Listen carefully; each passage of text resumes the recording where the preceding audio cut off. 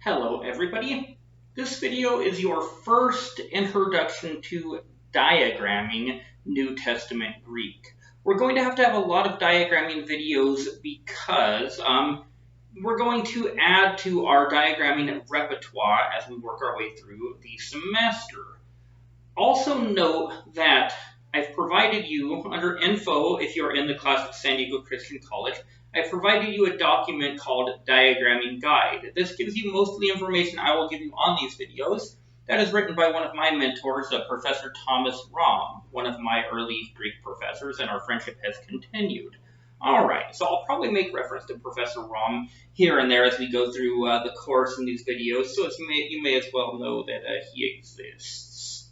All right, and he did put together that diagramming guide. Diagramming is a way of visualizing a sentence. We can do it in English, and I did it in English as a child. It's not as important for English, but it is very, very important for understanding Greek syntax. Many New Testament Greek programs don't actually teach diagramming. Pardon me. Oh, bless me. I know that's all what you said. I had to sneeze. And I really think they do their students a disservice. Now, I do acknowledge that the Apostle Paul did not diagram Greek the way we do here. However, it was his native language. It is not our native language. And when we talk about sentence structure, or what we call syntax, diagramming really helps us understand that. So I really recommend you pay close attention. I still use diagramming all the time, and a lot of times in some more advanced Greek sentences in the book of Hebrews or the book of Acts or something, I get a little confused. I'm trying to figure out exactly what's going on with this sentence. I diagram it, and it drives away the fog. So this is a very, very, very helpful practice. I recommend you latch onto it and use it. So let me give you the basics, and then I'm going to do a couple of sentences. I'm going to use your homework for week 1. Which is at the end of chapter 4. You have already done sentences 1 to 5, so I'm going to diagram a couple of them to show you how it works. Let me start with the basic structure. We begin any given diagram, my friends, with a line that we call the basal line. Ideally, that would be a straight line. I'm not very good at drawing straight lines. It'll be okay. But so we'll call this the basal line.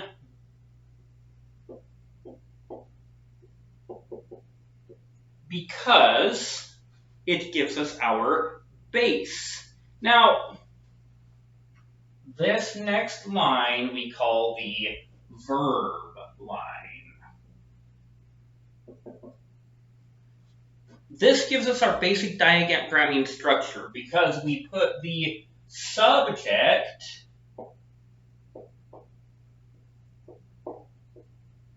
in that slot. That would be the subject slot, and we put the verb here.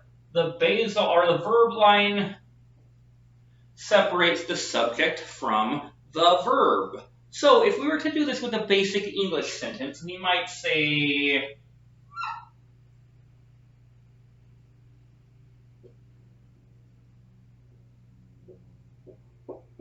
Pete, that would be me. My first name is Pete, if you're not aware of that. Pete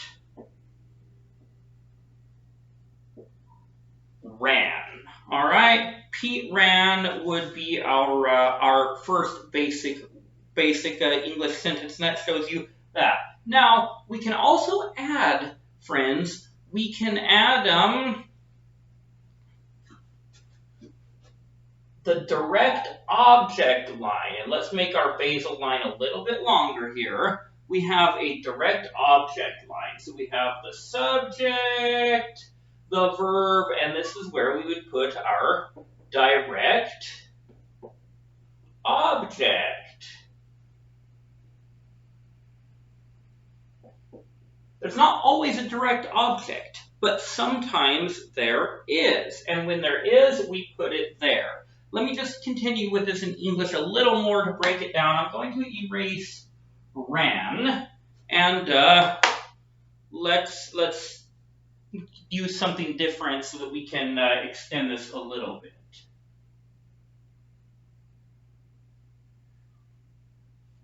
We'll make our verb likes. Pete likes. Now, there's any number of things that Pete could like, so we need a direct object to show what we're saying Pete likes here.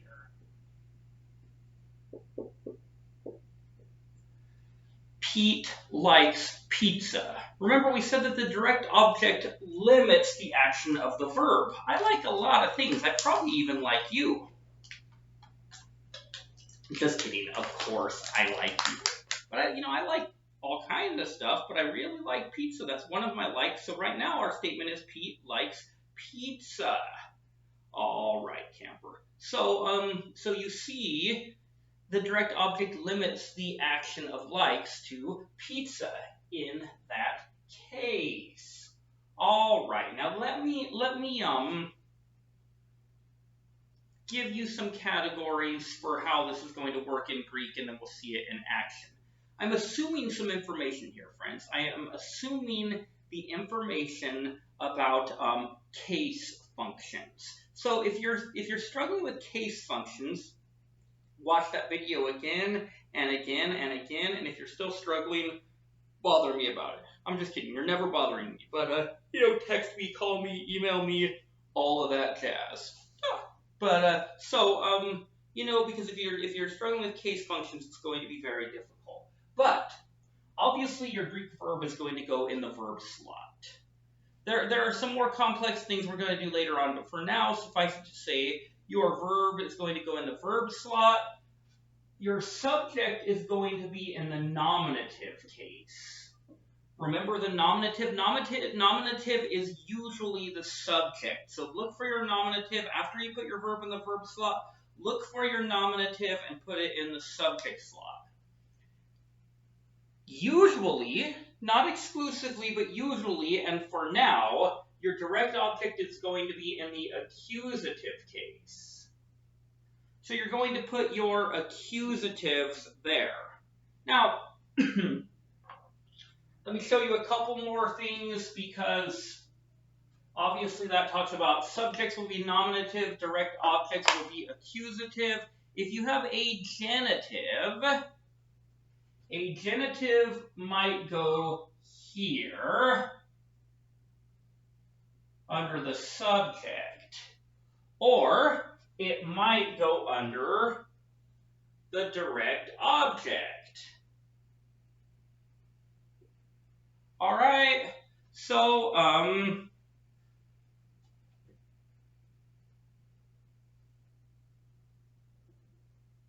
let's see here. Do this in English to start with. The son, a genitive might be for under son of God. Why don't we do this in Greek while we do it in English? So, ha, weos, the Son of God to Theou. All right. The Son of God. Let's do this. Loves is going to be our verb. Agapai.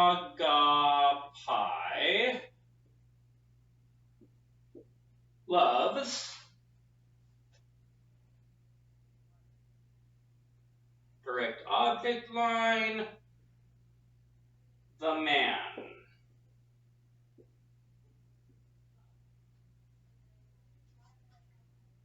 Now we would put this in the accusative, ton anthropon.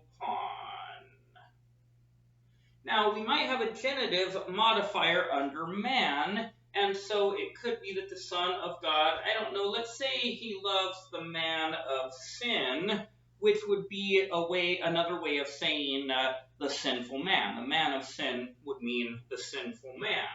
So the man of sin, we'll put our genitive of sin down here. And I don't mean the man of sin from the 2 Thessalonians. We're using it in a different sense here, all right? With the man of sin, we would say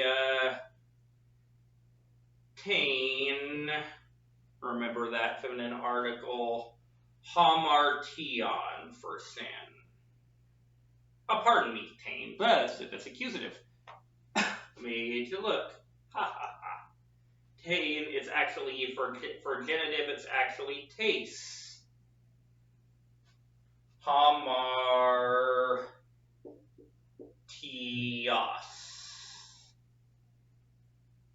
Aas, aan, hamartios. So, yeah, the Son of God loves the man of sin. So genitives, for your purposes right now, genitives are generally going to go under the subject or the direct object. You'll know because usually the genitive follows the word it is describing pretty carefully, right? Remember, genitive is the case of description. Genitives describe. So it'll usually follow the word it's describing pretty closely.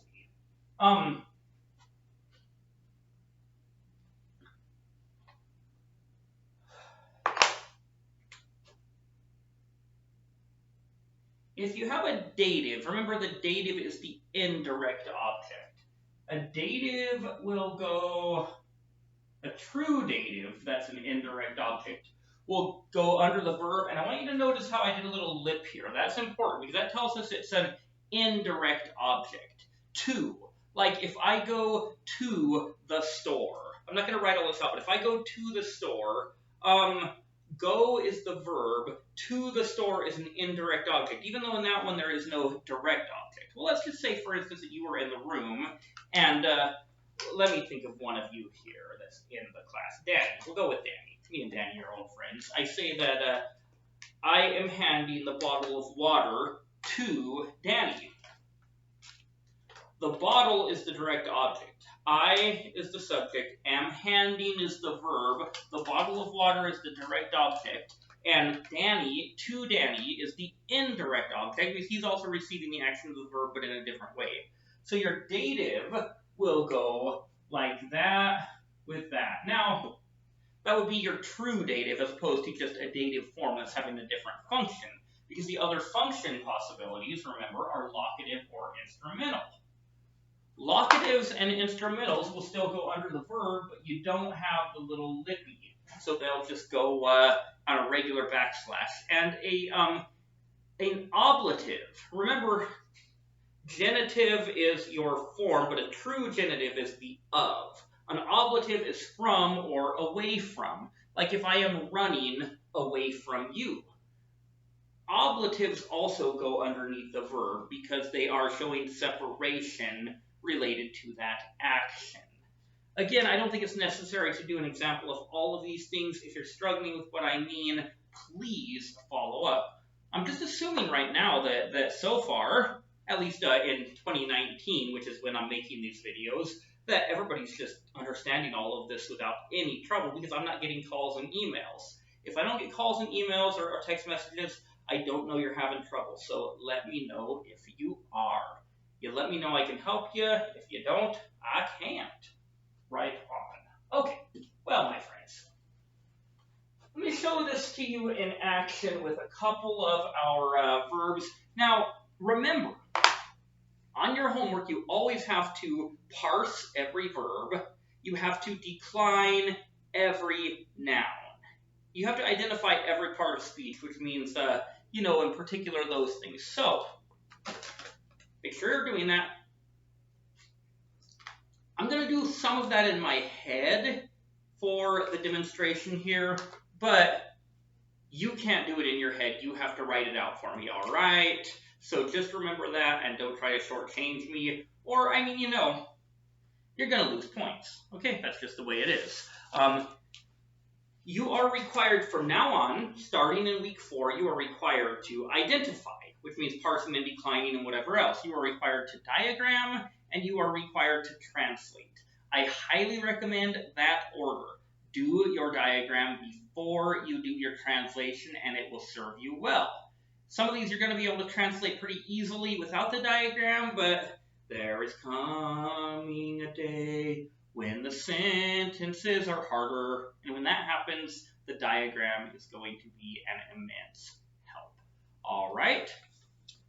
Let's just take,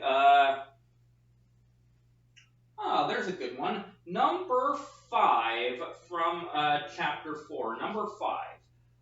We have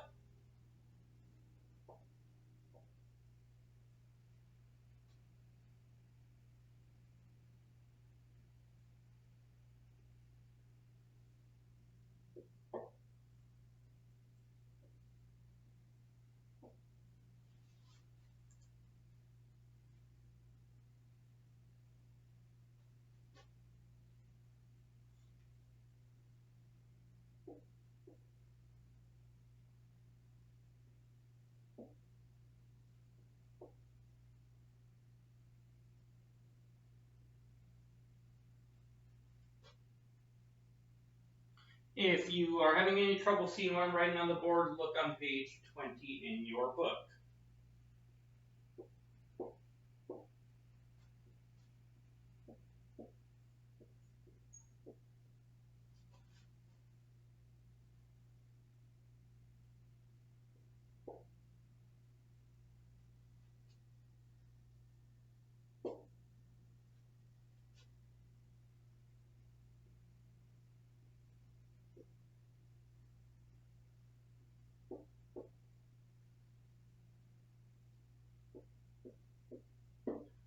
And I recommend translating, or not translating, but pronouncing these before you start your diagram so you don't forget how to pronounce the words. We have hoi adelphoi, akuusen, tus lagus, tu angalu. Now you may think you know how to translate it, but before I do that, I am going to, I would identify first. We have our verb, and this is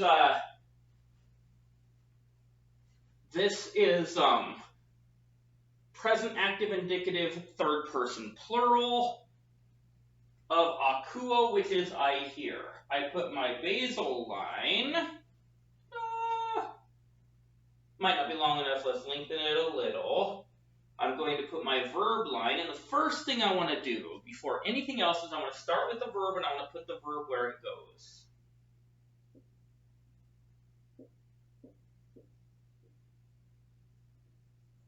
Most important part of the sentence is the verb. The next thing I want to do, and I will have already declined my words so I can do this, I want to look for my nominative, which is here, nominative masculine plural article, nominative masculine plural noun. And so we're going to put the article and the subject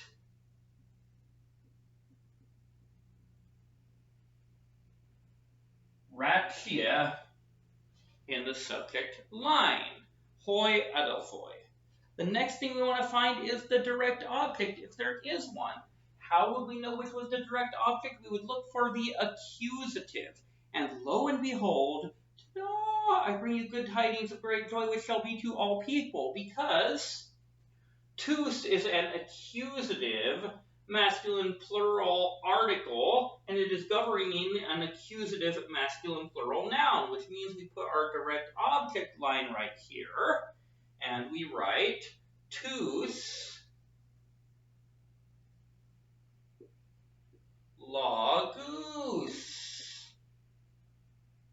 A goose. A lagus. Okay. Now, we also have a genitive. So after we find the subject, the verb, subject, and direct object, if there is one, then we start with our modifiers, the things that describe or bring things out. We note that tus lagus is followed by a genitive masculine singular article followed by a genitive masculine singular noun, tu angalu. And so we are going to, because that follows tus lagus, always go back and find the closest word, the one that it follows, and that's probably going to be the one. We've talked a little bit, and we'll talk more about how Greek word order works different, but even so, usually the genitive is modifying or describing the noun it follows. So we would say here, aku angalu. Remember, this double gamma makes an NG sound. If you didn't already know that, it does. So we have hoi adelphoi aku usen tus lagus tu angelu. Now what we're going to do is we're going to now, using the diagram, translate. Again, you might could have done this one without the diagram, but you don't want to. Okay, and I'll show you why in a minute. So I'm going to translate this as the brothers.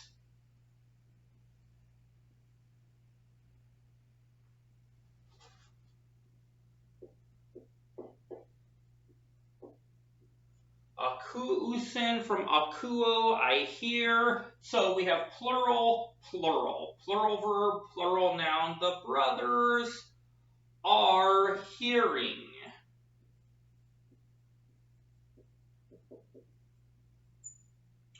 Tus lagus is plural, words from logos, but in plural, the words.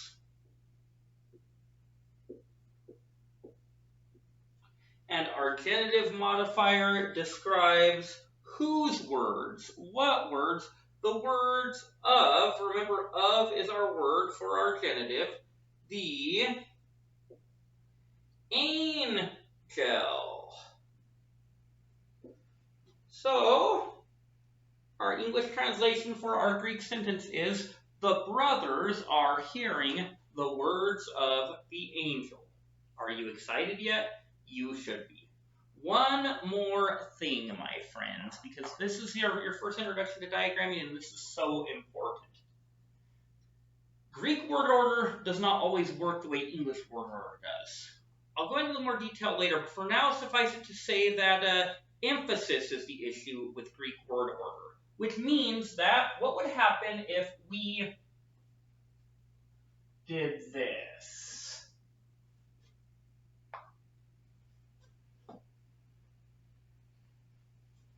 If we were to put aku usen first,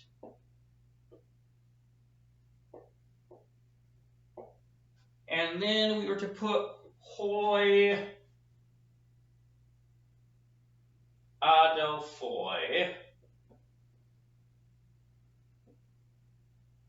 after it, that would not change the diagram one bit. It wouldn't change the translation one bit. And how would we know that that's the subject, even though it comes after the verb instead of before in the Greek sentence?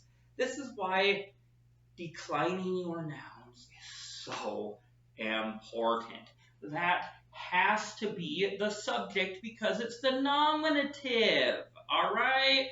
We could even put, I'm not going to do it now because it's a little more trouble than I want to go to just this moment because it's a genitive modifier. But we could put tus log, actually I'll do it the easy way.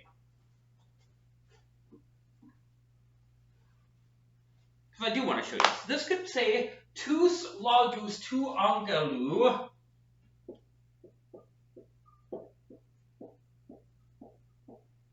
aku usin, and then, and only then, we could have hoi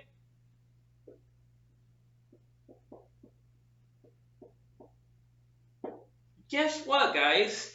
Even if we did that, even if we made the sentence tus lagus tu angelu aku usen hoi adelphoi, your English background would make you want to put the words of the angel as the subject. But you can't do that because accusatives are not going to be subjects of finite verbs or regular verbs. An accusative is not going to be the subject of a regular verb. An accusative will never, ever, ever, ever, ever, ever, ever be the subject of a present active indicative verb. And so hoi adelphoi is still going to be your subject even if it's the last word in the sentence. And you know that because you've gone through, like dutiful little Greek students, and you've done your homework, you've done your declining, and you know what the nominative is. So you know it's the subject because you know it's the nominative. Now, one of the things you're going to find about me is I like to repeat myself. one of the things you're going to find about me is that I like to repeat myself. I mention that because I'm going to be saying this stuff again and again and again. This is why you have to parse and decline before you do your translation. Otherwise, you're going to get it wrong because you're going to try to make the accusative the subject, and then it's going to get stuck in your head. And when you do your diagram first, if it looked like this, the diagram would help us visualize, oh yeah, hoi Adelphoi is the subject, because even though it doesn't come first in the sentence, it still goes in the subject slot. All right. So as I say, we're gonna continue to learn a lot about diagramming, but that is the beginning point. So hope you enjoyed this video whenever you watch it.